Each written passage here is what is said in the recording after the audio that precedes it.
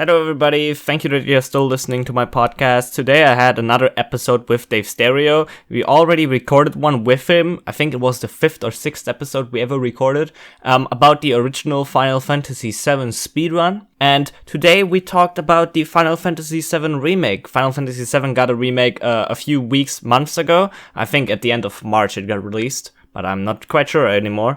And we talked about that new speedrun, the brand new speedrun, how you get started in a brand new speedrun or in new games in general. That advice is also applicable to that.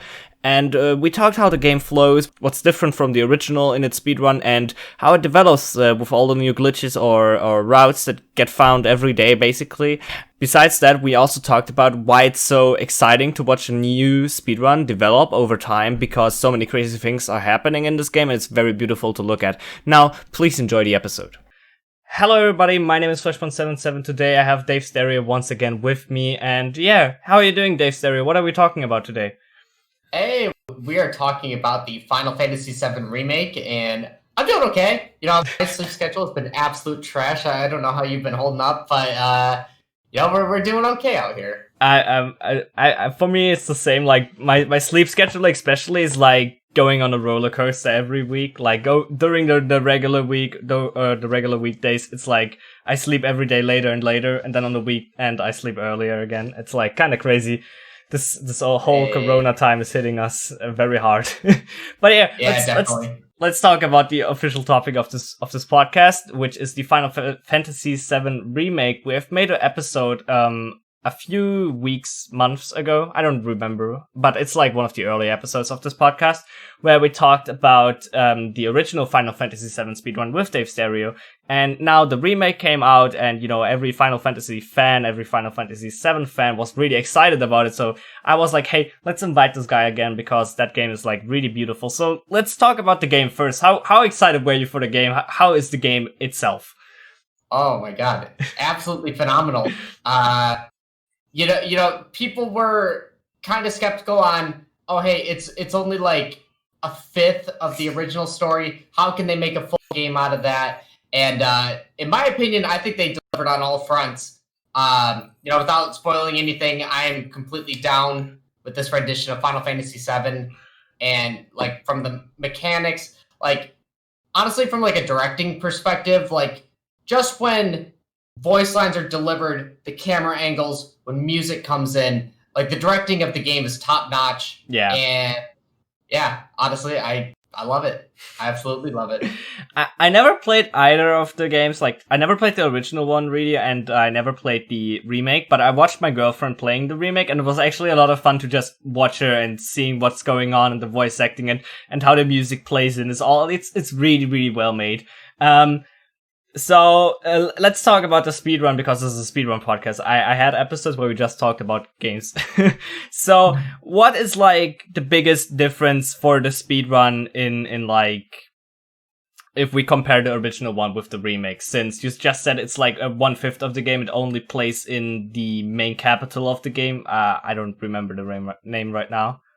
But it's the opening city of Midgar. Okay, yeah, Midgar was the name. So it only plays basically in Midgar. How does this play out for the speedrun? Is it any longer? Is it any shorter? Is it... How does it plays out? And how is the feeling of the general speedrun? So, like, believe it or not, the length of the remake, like this part, is as long as the full run for the original Final Fantasy VII. And, honestly, it plays absolutely nothing like the original. Like, entirely different from, fundamental. You had the original turn-based combat system. Yeah. And now you have a more action-based system where you can pause time and queue actions. You kind of want to minimize doing that, because speedrunning, you don't want to pause time. There's whole new weapon upgrading systems. I guess the only thing that's the same is the concept of materia, or how you would slot magic into characters. But even that, there's some new abilities, and honestly, it is a completely different game. Completely different. The original, there is encounter manipulation based on walking or running steps and having perfect movement. This one, your encounters are in the field, so there are instances where you can just like run past fights. There are some required. Well, there's actually quite a bit of required fights. Yeah. But yeah, fundamentally a completely different game. Okay, so just based on that, we already see, yeah, the speedrun plays out completely different. But how do you really say you're speedrunning this game? Like, what are you doing differently compared to, for example, a casual playthrough to make the gameplay really fast? Are you using, I don't know, a lot of magic or really overpowered weapon, or yeah, what are you doing? Like, because I don't think there's really a level grind for a casual playthrough even in that game. So what is the main difference between casual and speedruns? Yeah, so a lot of it comes from optimizing boss phases, because each boss fight has like 3 or 4 phases, and just knowing how to optimize each fight to push the next phase efficiently has been a really fun grind, actually. One thing is like the entire weapon upgrade system, where you would be spending time going into each weapon and seeing all the little abilities that you can grab on each weapon. Or I should say, each weapon has a unique ability that can be learned, and then within each weapon, there's a whole series of upgrade paths where you can like increase your strength, increase your magic, some other passive abilities. And part of it is just knowing, how do I minimize time upgrading weapons, like knowing all that. And then also, you brought up magic.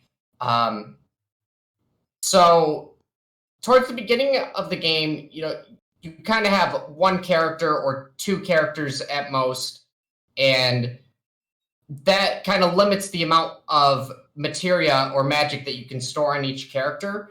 And so what the beginning of the game sort of becomes is, how do I stack materia on like an individual character in order to level up my magic for when I need it. So for example, at the beginning of the run, you kind of fight a lot of machine type monsters, or like all the human enemies are weak to fire. So like it becomes a thing of, I'll put 2 thunder materias on Cloud, because I know that by the time I get access to more party members, I'm probably going to want 2 leveled up thunder materia for all the machine monsters.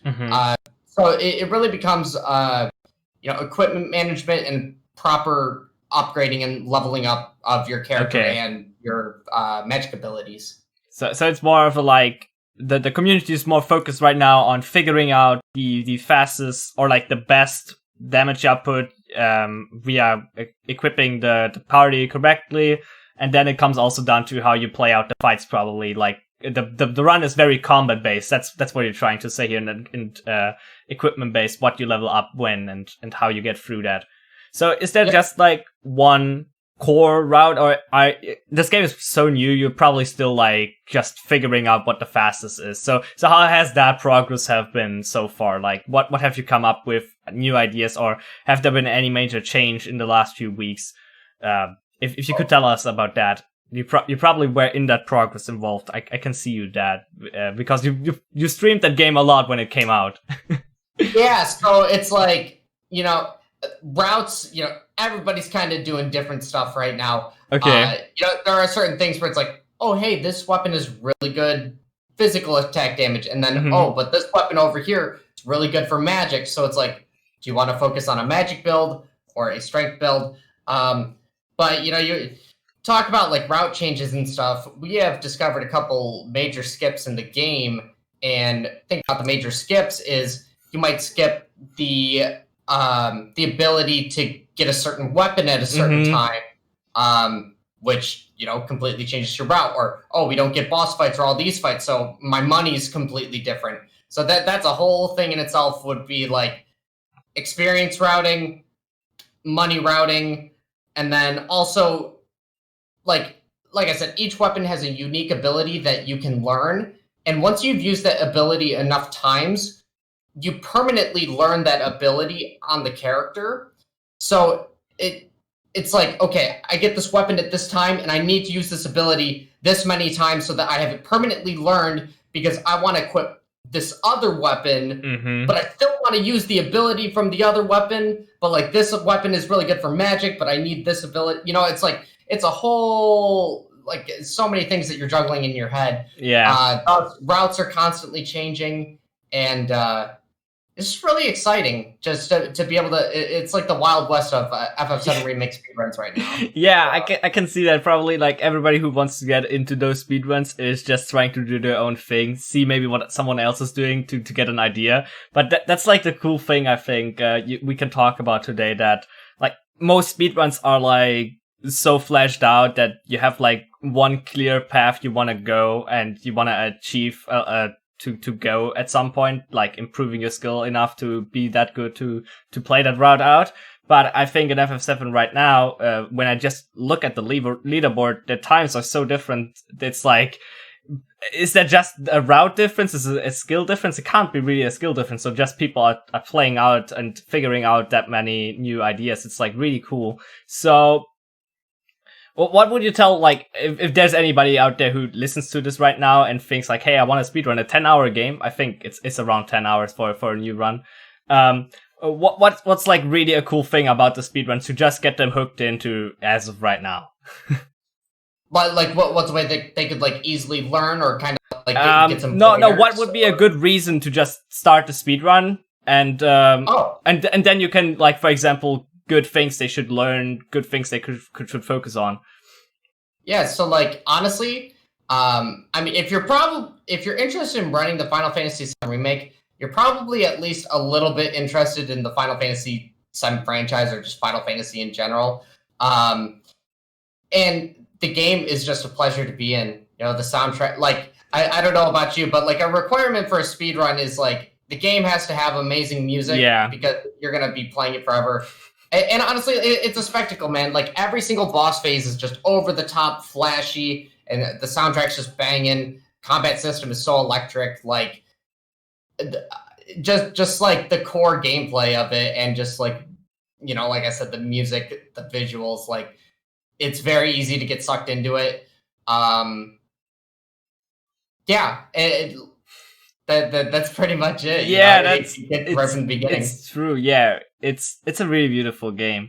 So when we look at the game, it's like so new. How do you even like learn this game? Like, how did you learn this game, for example? How should anybody else learn this game? Do they just sit down and play it over and over to get a faster time, which, you know, can seem very inefficient if we look at how long a run takes. So what would you just tell your story of how you learned the game? Yeah, so, you know, kind of starting off, like, I knew I was going to speed run the game, but I sort of wanted to have like my own initial experience with it. You know, I didn't want to, because it's like, man, the cutscenes are amazing. I didn't want to like skip the cutscenes at first. So what I did was I did like 3 solid playthroughs, top to bottom, of exploring like every single inch, trying to remember what, like, you know, where I get certain items and whatnot, and just like the general cadence of the game, and also just to kind of develop my own skills with the combat system, because you know, the run is like mostly fighting, so you better be good at the combat. And then after I had my casual playthroughs, I sort of went through and I didn't like develop route notes, but I went through and recorded like the contents of every chest, every single quest reward, also like the weaknesses of every enemy, how much experience every enemy had, how much money every enemy had when you killed it in each area. Just to kind of have like things to reference for when I was going to build a route. And then I sort of just took it from there. And, you know, the cool thing about the FF7 Remake is, you know, it's divided into chapters. So you can kind of divide up your practice where it's like, okay, I'm going to focus just the first 3 chapters. And then do that. And then practice that, get it down, get super familiar with, you know, all of your boss strats and your menus and whatnot. And then you take the next section. So it's like, you know, even if you're somebody who doesn't necessarily have time to grind out a full run, you know, just playing the game in chunks and in the chapter sections is is really nice. And then when you got time, you can grind out the full run. And like you said, it's kind of inefficient with your time to just like throw yourself at a giant run like that and then expect that you're going to have like these huge improvements. I mean, of course, your first couple runs, you'll get big chunks of PBs, but like if you really want to improve, you really need to focus the subsections and So can you because I didn't know that, can you select like each individual chapter from like the title screen or from your save menu, or how does that work? Because it's like only on console, so I don't know that there are probably no save states or any kind of that, obviously. Yeah, correct. And there's actually a limited amount of save slots, so I have had to make an additional PlayStation profile to store more save slots. But so like a chapter selection does open up, but that's kind of once you've beaten the game, and you can't take a new file into those chapters. Like it's pretty much like a new game plus within the chapter selection. So but you can always save at the start of chapters. So it's like I pretty much have just built saves for the start of every chapters based on my route. It kind of sucks because it's like when you define a new route or have new menus or new equipment, you kind of need to redo all your saves. But yeah, you're gonna want to just make saves at the beginning of every chapter. I see. Yeah, so probably learning and playing this game needs a lot of dedication. I already saw, because you just explained how much like dedication you put into just getting the knowledge down, which is like really awesome. I think that's like one of the most awesome things in the speedrun community, that there are people who are just dedicated to write everything down and figure everything out, and just a lot of numbers and knowledge putting down. So that's really cool. You probably have that like all online now in the community. Like everybody has access to those like numbers of experience and weaknesses, and everybody can access those. Am I right? I do feel like there are wikis. My own personal notes, honestly, are very shorthand. You know, like kind of like abbreviated for me. I have like I could share those. I just haven't like done that right now. Okay. But there is within the own person or the Final Fantasy VII Remake speedrunning Discord. There's like a whole channel dedicated to like, here's all the known tech. You know, like here's like all the possible, even if they don't have application in the speedrun, but they might later. There's literally like they've been tracking like every single glitch that's been found, every skip, and people are constantly exchanging strats within the Discord. Yeah, so. I love to see those things, because speedrunning is always about like getting the knowledge down, and so many speedruns we have nowadays have like so many glitches, but you never see them in an actual one because we have like 10 others that are better than those glitches. And that's like the cool thing. I love to see speedruns getting, completely new speedruns getting taken by the community, and then they're like, getting fleshed out to an actual speedrun. It's like really cool, and I love this progress, and I hope one day I will see a game and find a game that's like completely new and I can be a part of, because I think that progress alone is like can be very fun and can be very enjoying to just it's cool to learn a speedrun people already know a lot about, but it's also cool to learn a speedrun nobody knows anything about. So, that's cool. I would love to be in the FF7 community, but I haven't played that game, or I neither have the console. Like, if I were to go back to, even like Mario Odyssey or Breath of the Wild, like those routes were changing every single hour. And, and with FF7, after I hop off a run, I'll pop in a stream of somebody who's running the remake, and then I'll pick up a boss. Like, I'll see the way they do a boss, and I'm like, wow, that phase was really fast. What exactly did they do? Because, there's the whole mechanic in FF7, or in the remake, where it's like, okay, if you exploit, like, a weakness within the enemy, you're building something called a pressure gauge. And when it actually says pressured, you have the ability to influence this gauge even more based on certain conditions. And if you maximize this gauge all the way, you will stagger the enemy, which makes it so it gets stunned and it'll like stop attacking you. And then you do plus 160, or it changes the damage output to 160%. And then there's also other character abilities that you can use that will increase this percentage past 160. So it's like there's so much mechanics and like so much room for variance within the like everybody fights differently in this game and tries to optimize the fights and approach everything differently. So it's been a really cool process of like, okay, I'll finish a run and then I see how somebody does a boss, and yeah, you know, you can definitely pick up a lot from other people. Yeah. Everybody's doing things differently. That's so cool when like people are doing different routes. For example, in the early days of Celeste, I was also like, most runners have like, there's no runner who has exact same strats as someone else runner, because there are so many strats. You can play the rooms differently, and I love to see that in other speedruns, because you know, speedruns are more interesting to watch or to enjoy together if people have different strats and they work out differently, but still average around the same time. It's like really cool progress. So you just talked about the combat, and the combat is really complex. And once I saw you at the like GDQ show, I saw you stacked a lot of magic, or like a fight begins and you just go into the magic menu. I think it's the magic menu, and then you do like a spell a few times, and then like a lot of damage is happening all of a sudden. How is the combat working in general, and how is like, I mean, you talked already a lot about it, but how is like the general combat against normal enemies going and against bosses, so we can like put this point into we can put out this point completed. Yeah. So like for example, if there's like a sort of like mini boss machine monster, you pretty much know that like, okay, if I attack this guy with thunder, that will start the pressure gauge. It will initiate a pressure state.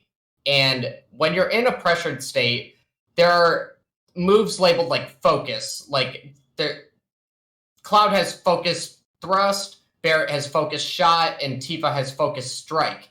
And you do have to learn these from certain weapons, but those influence the pressure gauge way more than other moves, but they have to be in the pressured state. Like these moves themselves don't initiate the pressured state, but once the pressured state has been established, that will make the gauge fill up so much so you can stagger more efficiently.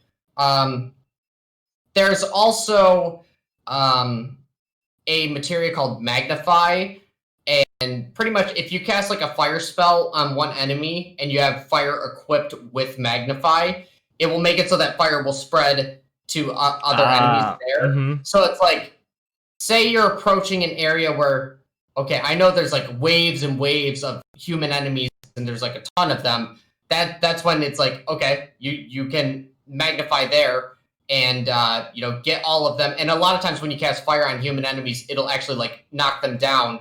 And then from there, you would switch to like Cloud, because his sword strikes, it actually has like a kind of spread where like you can be juggling like 3 enemies at once with sword slashes. So it's like, okay, bunch them all up, magnify fire to knock them all down, and then just like go crazy with Cloud's sword. I should say Cloud has 2 sort of modes with this sword. There's operator mode and punisher mode. Operator mode, you kind of have normal movement speed, and your attacks make you fly into enemies, but they don't do as much damage. And then the Punisher mode, you move incredibly slow, but everything you do does so much damage. And if you're blocking in Punisher mode, it will initiate a counterattack, which that counterattack in itself, depending on which move you do it on, or which receiving move you're getting, can actually initiate a pressure stage in itself. So it's like you do Punisher block in order to counterattack, and then you would do a focus thrust because they're pressured, and then that increases the stagger gauge. And it's just knowing how each enemy operates, how to initiate stagger quickly if you need to like stagger. Like a lot of human enemies, you don't even need to stagger them to kill them fast.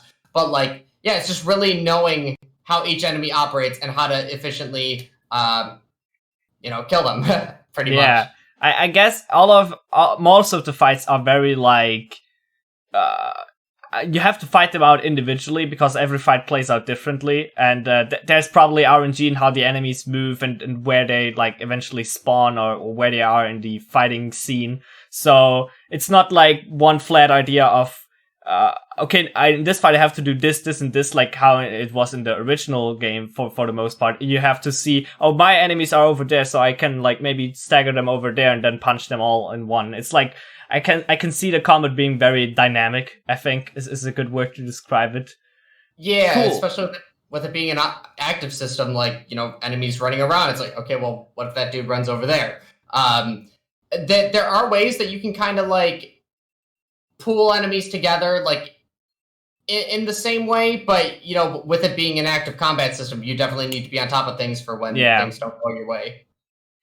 So. Yeah, I think that makes it like, actually, I can see it being like then a very interesting speedrun, because you it's like very long, but it's like a cool journey you can adventure through every time now and then. It's like not it's not like older RPG speedruns where it's like one route I have to follow through and I have to rely on this and that RNG. Even though you told me that RPG speedruns are a lot crazier than that, it's like, it can be boring for some.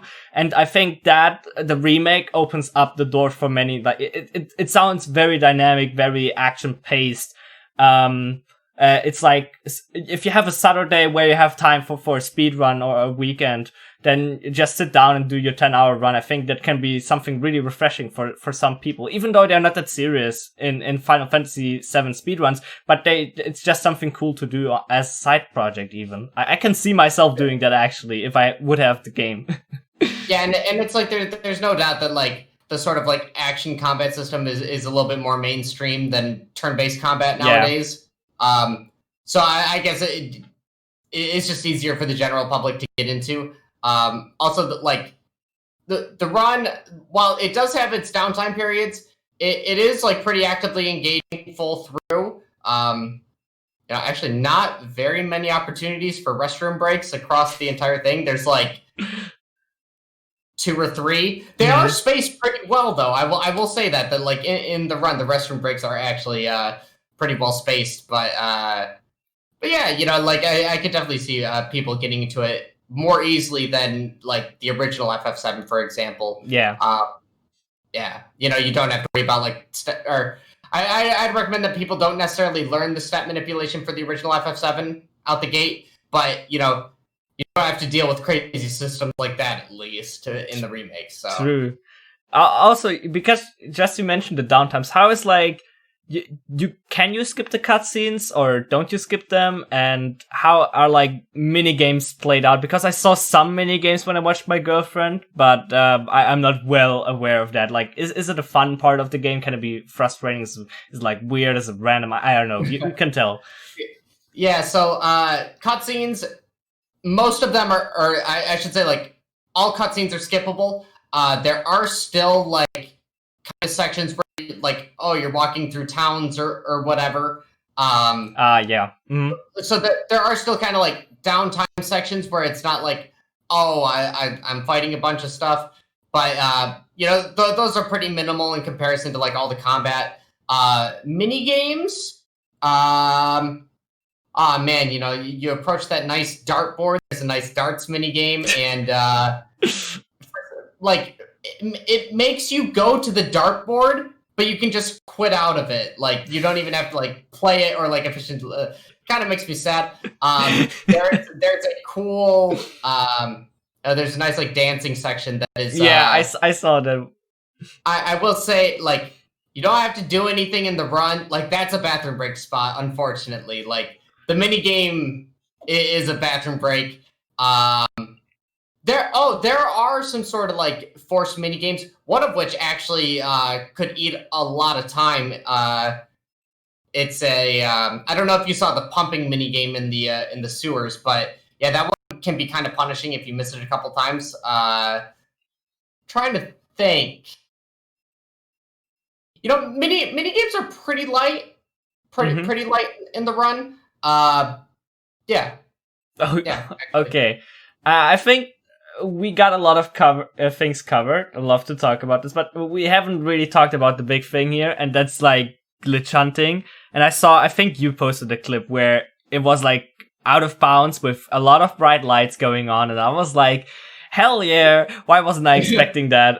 It was kind of obvious that a game like the remake is getting broken to a part of this. Like, I think every modern 3D game can be broken to this point. So how does it happen to be that FF7 can be out of bounds, and how does it affect the run? We talked lightly about it in the earlier parts, but I would love to make this the last final part of this video or of this recording. Yeah, and this is actually pretty cool to explain because the way Final Fantasy VII Remake pulls you into cutscenes, it needs the player-controlled character to hit the spot that gives you the cutscene. Well, awesome people in the community have figured out, or it's actually a series of glitches. Like the first thing that was found is you could enter what's called an endless fleeing state, where the game just always thinks you're in combat, like trying to run away from an encounter, but it never actually fully takes you out of a fighting mode. Thus, you have the ability to use your combat abilities where you're not supposed to. And where this is important is, I mentioned the focus thrust ability that Cloud has, and pretty much he gets down and then he just shoots forward. And this is kind of important because if you can initiate this endless fleeing state, you use focus thrust right before a cutscene trigger.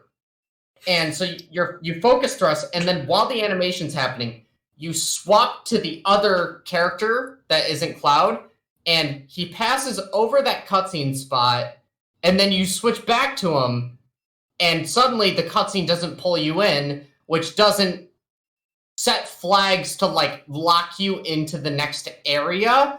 So you can kind of like, there's a whole like chapter that we skip through that, and because you're like entering areas that you're not supposed to, the game has such a hard time catching up. It's like, wait, how are you actually here right now? And that's where you see like everything despawns. The lighting is just absolutely insane. And yeah, so it was based on finding the like endless fleeing state glitch, and then figuring out what skips from there. I'm sure other things will actually be found. Yeah, I'm also pretty sure that other things will be found with this. Another like major breakthrough that's happened is it's called, like, you can bypass what are called warning zones, and FF7 Remake likes to do this thing to keep you on track, where it's like, hey, you're kind of not supposed to be going right here, like, can you please just follow the path? And it says warning, and it makes Cloud turn around and start walking away. The community has found out how to carry a sort of acceleration into these warning zones, because like, it kind of like halts your movement and makes Cloud turn around. But like, if you find out how to do this sort of like movement acceleration into the warning zone, you go just far enough that it still makes Cloud turn around and kind of walk backwards, but he never walks far enough backwards to the point where like it completely kicks you out of like like the sort of like trigger zone. Thus, you can just run through it, like, and bypass the warning zones. And this allows us to completely skip chapter 14. And part of chapter 13 as well. Which this application can, or it might be able to be done elsewhere. A lot of these have been explored, and most of them soft lock the game, actually. But there have been a couple where it's like, oh no, wait, we can actually progress the story here, and it doesn't break everything. So yeah, I don't doubt the fact that more things will continue to be found. I'm pretty sure this game will be kind of glitched at some point. Yeah, it already. And actually, one thing that I haven't even touched on, and this is theory crafting, on like the first day that the remake came out, there were a couple like clips on Twitter of people kind of being knocked out of bounds within fights. Like for example, if flying enemies, if you try to attack a flying enemy, your character jumps up and is like, jumps up and meets the character in air. I've seen people get hit while being up in the air, and then they kind of get knocked out of bounds. And that it's been proven that you can get knocked out of bounds in fights. So can we sequence break? Yeah.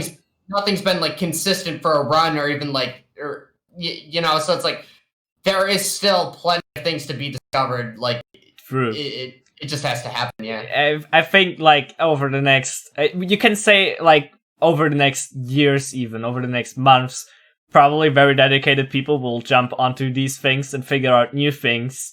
And the game will probably be in a few years a lot different from it is today. Like I can totally see that being a thing. It's like every speedrun they change so drastically.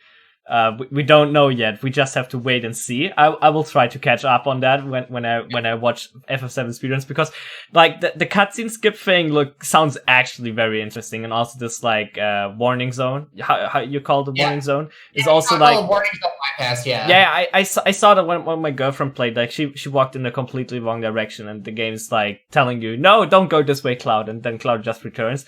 I can see that being a lot of fun, like experimenting with this, and I think that's like the entire thing we should like think about these new games. It's like every new game that has like, and I think FF7 Remake has like the fortune that there's already a community for that game. There were already so many people who want to play that game and to want to speedrun that game. So if there's a new game, a completely new game nobody has ever touched, and you want to speedrun it, just experiment a lot with it. I think experimenting, route crafting, glitch hunting is like the most fun part of speedrunning. Personally, I'm sad that I never went that much into glitch hunting, but that's like, it's so fun. It's like its own magic, or its own like science. You can tell. Yeah, because it's fun to draw outside the lines. You know, that's kind of why we do the whole speedrunning. Yeah, thing, speedrunning is like speedrunning got to a point where it's not just playing the game fast; it's like breaking the game so we can play faster than the game actually wants us to play. It's like that's what speedrunning is. If you have anything else to add, then add it now. And if not, I think we talked a lot of oh god, I can't speak today. We talked about a lot of cool stuff today. Yeah, like honestly, I'd recommend that. Like, hey, if you want to get into the Final Fantasy VII Remake speedrun, all you got to do is go to speedrun.com/ff7r, and there's like a nice little thing that says Discord. You can pop in there and then get an invite to the Discord server. You know, people talking strats every single day. You guys can get up to date with everything that's going on. You know, feel free to reference some of the runs that are already on the boards for some strategies, or just seeing what kind of equipment people are using. I think that'd be a really good place to start. And, you know, I appreciate you having me on the show for a second time. No problem, man. I appreciate you being willing to be here, man. It's like, it's always, it's sometimes hard to find the right people to talk about certain topics, so it's cool to have you here. I think that's about it. Thank you for listening, you all. Thank you, Davesterio, for being here today again. And it was a pleasure to talk with you. See you all in the next week's episode. Bye! Peace out, guys. Yo, hope you enjoyed this episode, especially the end where he explained all the glitches was really beautiful to listen to. In this episode, I realized once again how crazy, cool and beautiful speedrunning is, and why I love to speedrun and, you know, learn more about different speedruns and its history. It's like so fascinating what the community is doing with every game. It's just cool. I hope you found it in a similar way fascinating or inspiring, and I hope you're also more motivated to speedrun again. I will just speedrun now again. Because of this recording, I got hooked again with speedrunning in general, and I hope I had a similar impact on you. That's the entire goal of this podcast to some part. And yeah, hope you enjoyed this episode. I tried my best to get one out next week. As always, see you and stay cool.